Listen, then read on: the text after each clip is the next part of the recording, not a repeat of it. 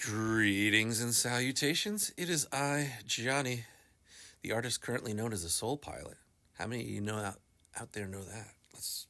Well, I told myself I wasn't going to edit anything, so I stumbled a little bit with the tongue twister. But how many of you out there know who the Soul Pilot is? Well, I do, obviously, but that's my musical alter ego, um, and it's a spectrum of music and man, I'm stumbling with this one.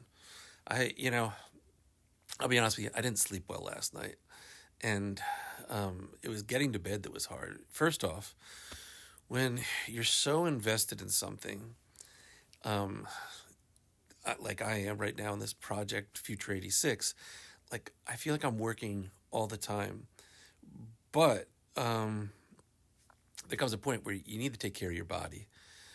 And lately, my body's been telling me, hey, Johnny, slow down, take care of yourself. And I've been listening. And the change of weather being here in New York has been a little weird for me. You know, it was great. It was like 70 degrees, 80 degrees. And the next thing you know, it's like 38 degrees. I'm like, what's up with this? And it's like glass. You know, if you put it in boiling water and then you put it in freezing cold and put it in boiling water, eventually it's going to shatter. And so I'm bundled up here in my comfy, my comfy resting spot, and I like to do these podcasts like when I wake up. This way, it's like fresh off the top of the head. I'm not premeditating the stuff. I'll come through and think of what I want to speak about and then jump in. So today's topic, let's jump on in, is if you found out you had 24 hours to live or a week to live, like, would your mode of living change? And if the answer is yes, then why would you live your whole life like that? Like, that's just a question I'm throwing out there. Like, I do a lot of inspiration mining from people that I feel have gotten to the level of life that I would like to achieve, that I'm going to achieve. I know I will achieve because, like, when I was inspiration mining the other day, I caught a clip of Bruno Mars, and he was saying, "They listen, if if you don't believe in yourself, or like if you don't think you could do it, like, look at me. I'm here." And it was a clip of him on the Ellen DeGeneres show. I'm proof you could do it. And all these celebrities, like, if you look at some of their stories, it's crazy. Like, Jim Carrey was homeless, living with his family in a car for a long time. Arnold Schwarzenegger, had Gold's Gym like bring him like food and get him stuff because he was like on dire straits and just chasing his dream. And I align with this because when you have a dream and you chase it, it's almost like if I don't get this thing, what's the point of even being alive if I can't reach my dream, right? And I think there's a great Steve Jobs quote. Well, it's a quote of a quote. If you live every day like it's your last, surely one day it will be. And that was a quote from a publication that he read. But the whole thing is his speech from Stanford University. And when I worked at Apple, mainly in the earlier days of when I would do hiring and training with the new seedlings, I would like to use that for graduation because it's one of the most inspiring graduation speeches. He talks about a lot of different things, and one of those is if you wake up days after day and you look in the mirror and you're like, hey, things ain't working, and I'm paraphrasing here, you got to make a change. And if you don't make the change, then that's on you. You flash forward to Jim Carrey talking about his avatars all the time, and where depression leads in. It's the depression is your avatar telling you, hey, this isn't working. I want to change. I don't like this. Like, I believe inside of ourselves, like we have gifts. We all have gifts. And sometimes you have to really spend time by yourself and isolate to uncover what it is you really want to do in this world. Because if you don't, you can watch this on YouTube. There's a lot of videos out there for people in their golden years giving advice to youngins, and it's, hey, life's short, live it, love it, do it. And for the past year, really, I've been doing that as much as I can. Um, but really, I had a health scare back in like 2019. A lot of stuff coming down, and it was kind of strange because it was at kind of, I won't say at the peak of my career at Apple, but I had just gotten selected to fly around and help open up the new stores with video walls, the big screens, which it was so much fun, like to be on those video walls. Like, hey, today we're gonna make a movie in iMovie, and who wants to come out there and help me make this movie? And I'd go around the store and I'd get customers to play with me, and we'd make movies. Or, hey, who wants to drop a beat with me in GarageBand? And it was so much fun. I was literally getting paid to play. But with anything, there was a ceiling, and there were things that could be made better. And it was beyond stressful to work for a company that talks about progress and diversity and inclusion. And when I have all these great ideas and things aren't working, and they don't want to incorporate them. And not only did they not want to incorporate them, things got made harder and worse, and not just for me, but for the customers. Like, straight up, this is an actual quote from manager. I had a customer, senior citizen, during the training classes where I would teach just basics on the iPhone. Like, especially someone 80 years old, 75 years old, they buy this thing, and then 3 months later, the software gets updated, and they're lost. While I do believe you can teach an old dog new tricks, I also believe constant change for all ages is nerve-wracking, and it dumbs us down. It doesn't help anyone. It doesn't help us get to where we need to be. There's got to be some sort of consistency, which is why, having some sort of foundation in your life is good. Otherwise, your mind is like a jellyfish, and the poisons leak all over the place.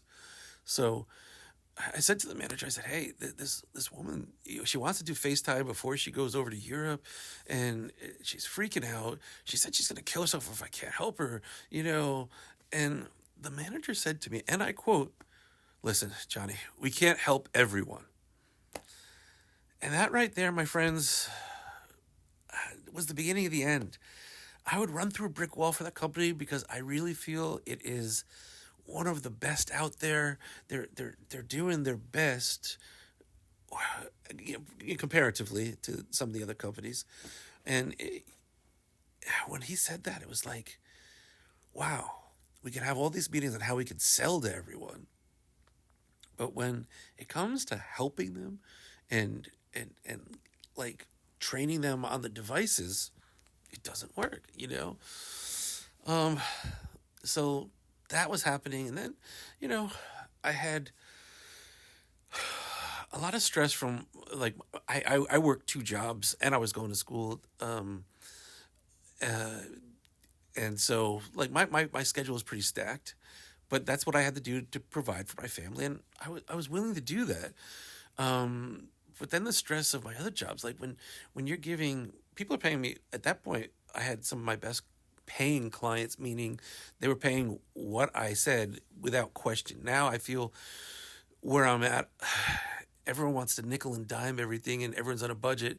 Probably because I'm working more with mom and pop businesses, but I get that. Let's get back to where the conversation was. So, you know, you give the clients advice and they don't take the advice, and then you're trying, like, for example, when you're building a website, like, I can just build the website, but then it's not personalized. It's not what you want. Like, I can give you the guidance, but realistically, there's got to be like input from the client. There's got to be content, and a lot of people don't realize this. When you're building a website, it's not just like, oh yeah, I have uh, a tire company, and I want you to put some tires, and talk about tires. Like, great. Like, I know how to build the website, but I don't know tires, and I don't know alignment, and I don't know tread, and I don't know all that stuff. So there is an investment when you want to create a digital presence online that a lot of people don't understand.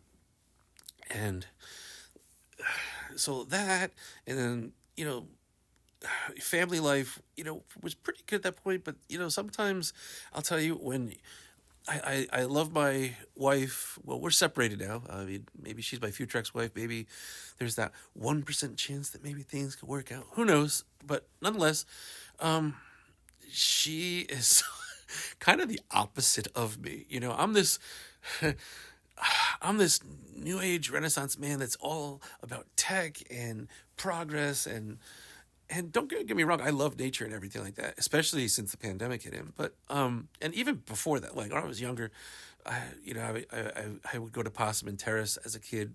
So I get like being holistic, but I do understand technology's purpose. And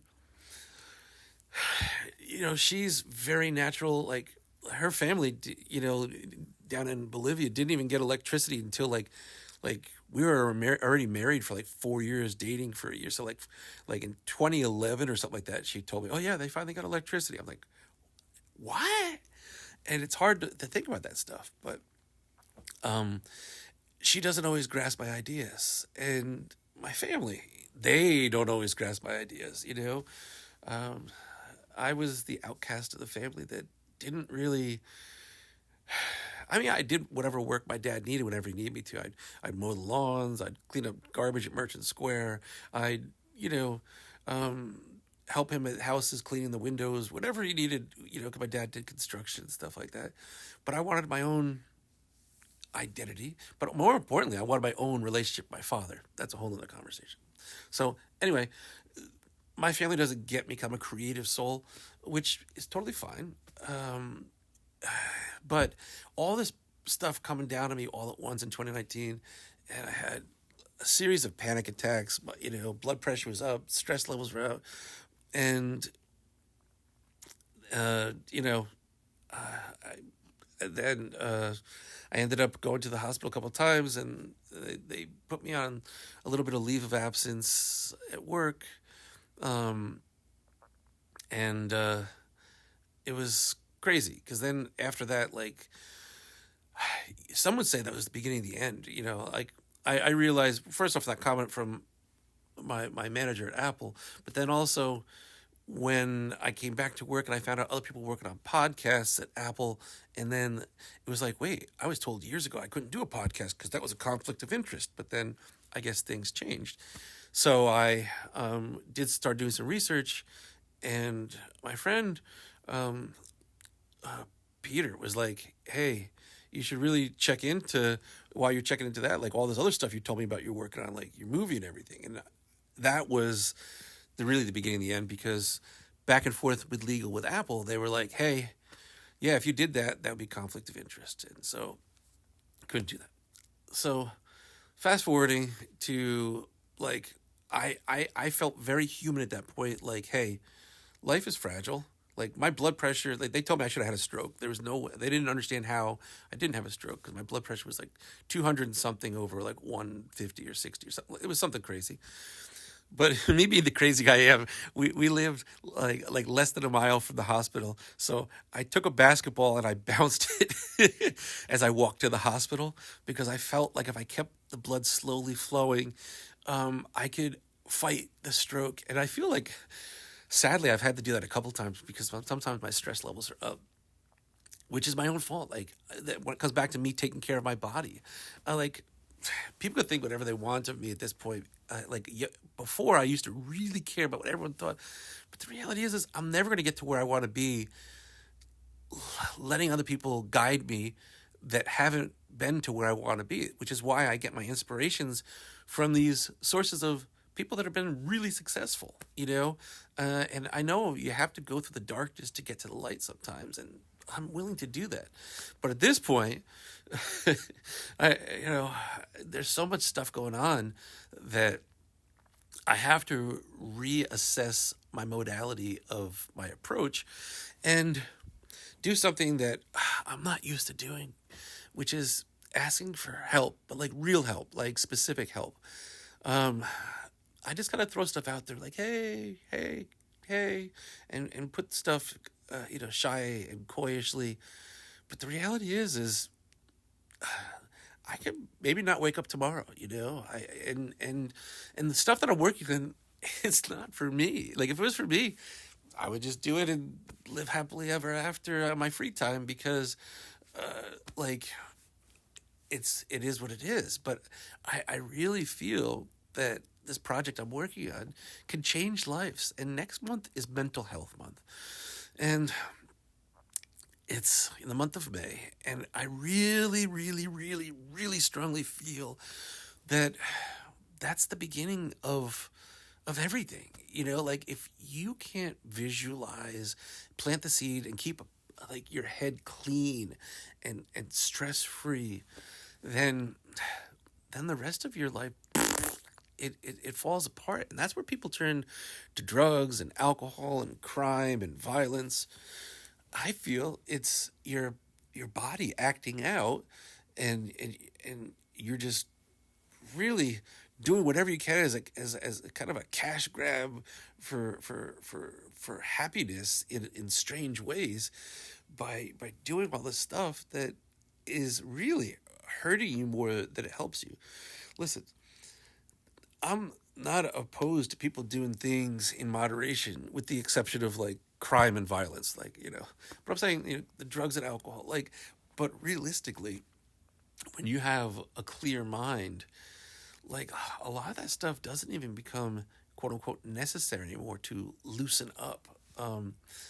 And when I was younger, it was funny. I remember Miss Doty's music class. It was first thing in the morning.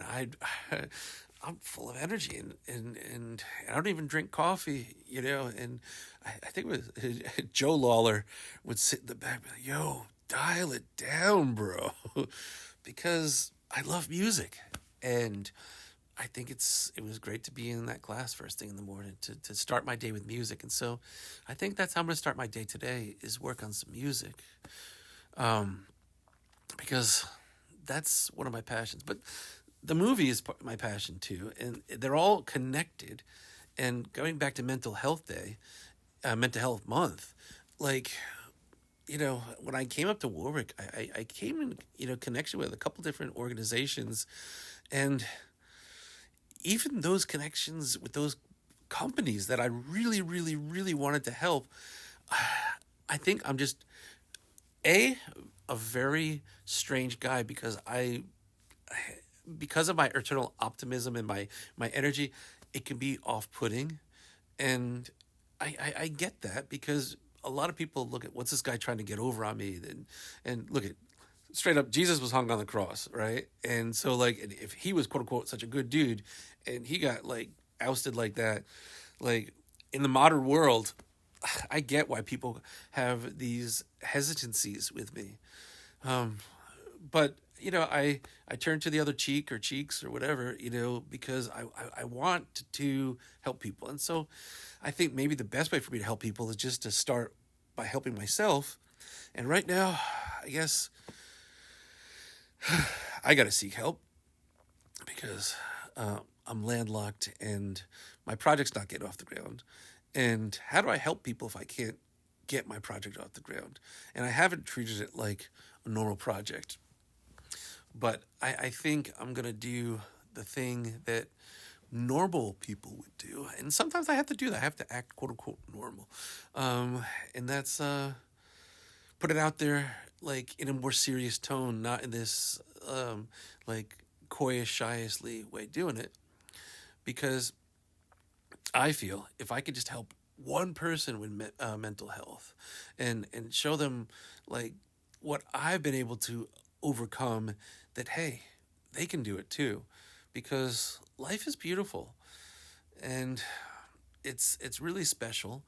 And if you take a step back, show your gratitude and put your faith out to the universe, I believe good things will come. And you can follow me on my quest, and you can cheer me on or you can boo me, but both will help me in different ways. And ultimately, I'm just going to look in the mirror and say, hey, you got this, and keep doing what I'm doing. And hopefully, willfully, it'll all come into fruition. Now I know this episode's got a little longer, and sometimes it's kind of got that way.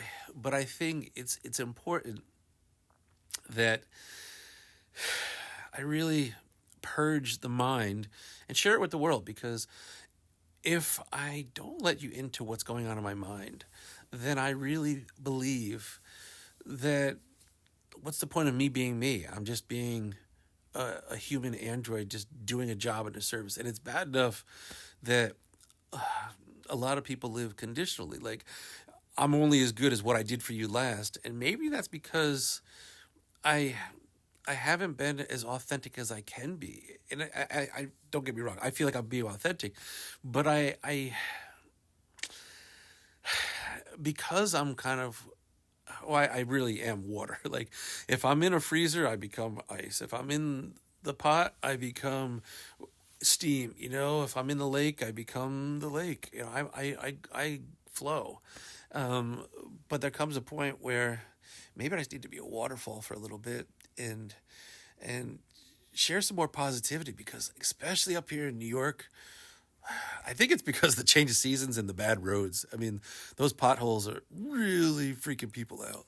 Um, Straight up, there's a lot of anger up here, like, and people talking crap, like why? Like, if you got to waste your energy on anything, like, waste it on good stuff, and enjoying things, and like, things are gonna happen. Like why? Like, why worry about it? And so, if you follow me on the Instagram at IJOHNNI, I think I'm going to start sharing out. I've for years on Instagram, I've been saving things that I consider inspirational, and things that could be helpful. So um, maybe I'll start sharing that stuff out.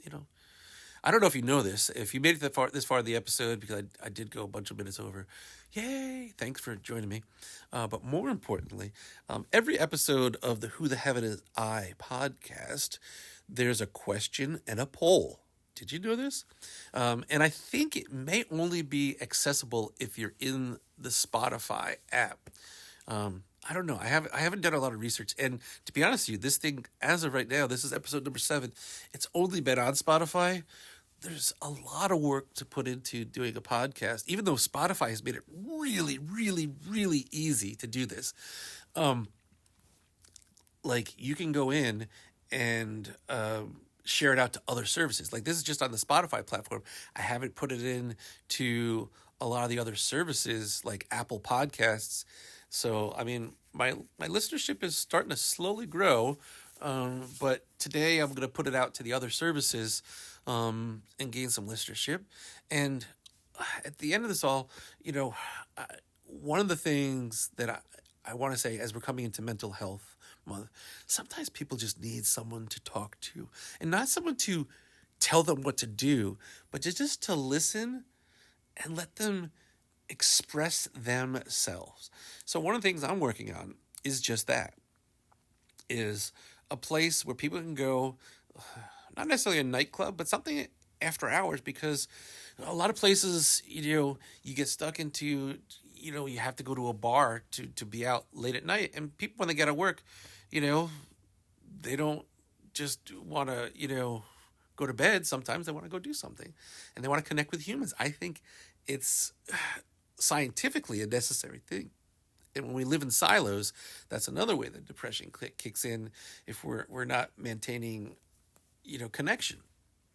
So there's a lot of I'm looking to do. I might do a bonus episode later this evening because this episode went long, and there's a lot of things I talked about, and a lot of things I want to share. And well, I love you all. Seriously, like I see the good in everyone, and you know, my goal is to really help people get to their level of greatness. Um, but like brain surgery, I can't operate on myself. So if you're out there and you want to see me get to another level of greatness, all it would take is just sending me a quick little message at iJohnny or commenting on any of these podcast things, and just let me know that you support me, because then that's just a little spark. And when you spark me up, I'll hit my spot. Peace and power to your dreams. Thanks for listening today, and have not a good day, have a great day. Because realistically, don't you want to aspire for greatness too? Peace.